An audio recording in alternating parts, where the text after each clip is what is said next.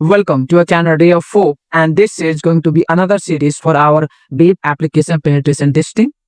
In this video, we are going to cover out of band SQL injection, right? In this video, I have written two of the Medium writer for you guys. One where that I have made you understand about how to identify if the application is vulnerable for OFB or not. In the other Medium writer, I have explained it in a well manner how we can exploit it, right? So this is a cheat code that you can get all the payload from here.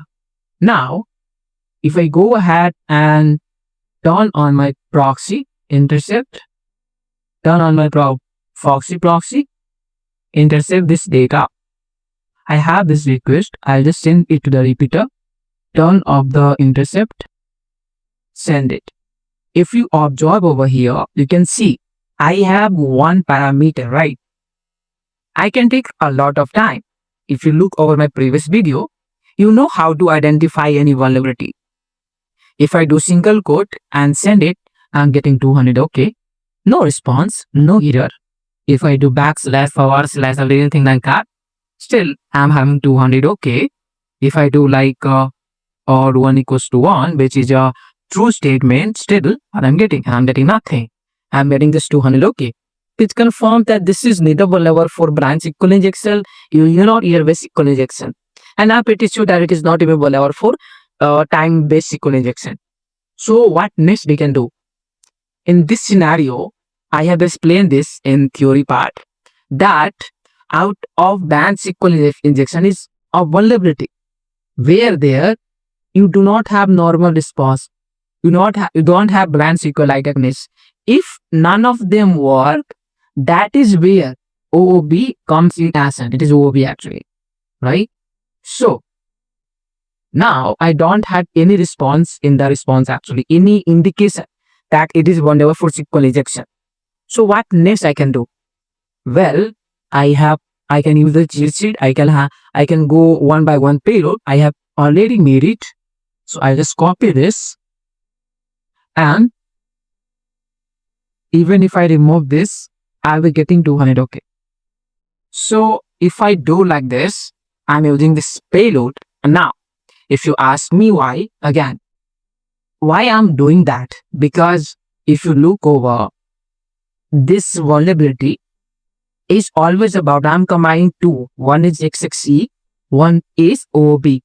Basically, I'm asking the server to make external entities, right, to have a HTTP request. And then I'm requesting them to extract the DNS record. And that is where we will use our personally hosted server, like in our term, we can say collaborator, where there we will get the response. And Dual is a virtual table that every Oracle application, Oracle database has actually.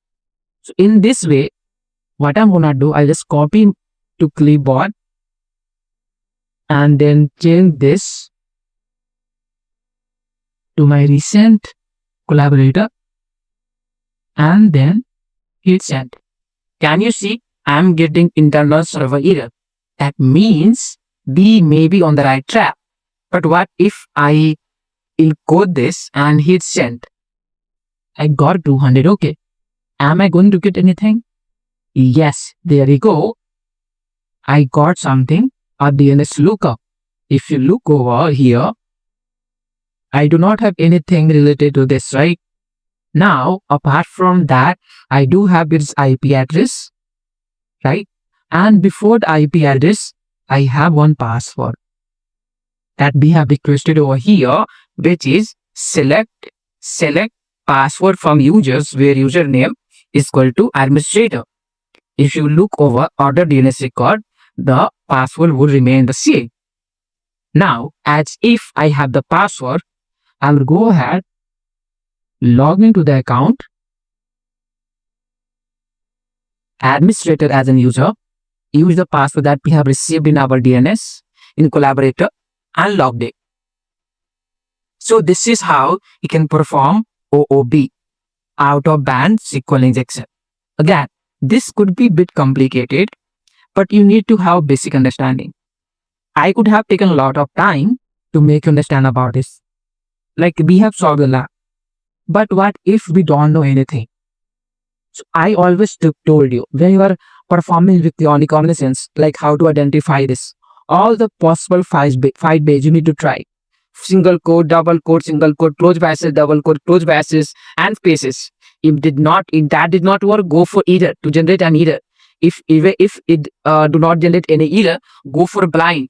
If you do not have blind, go for time based.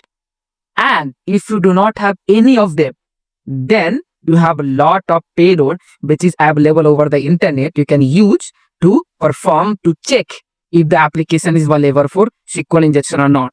This way, we have gathered the password, but we could have gathered the username, tables, and everything, right? I hope you like this video. Thank you for watching.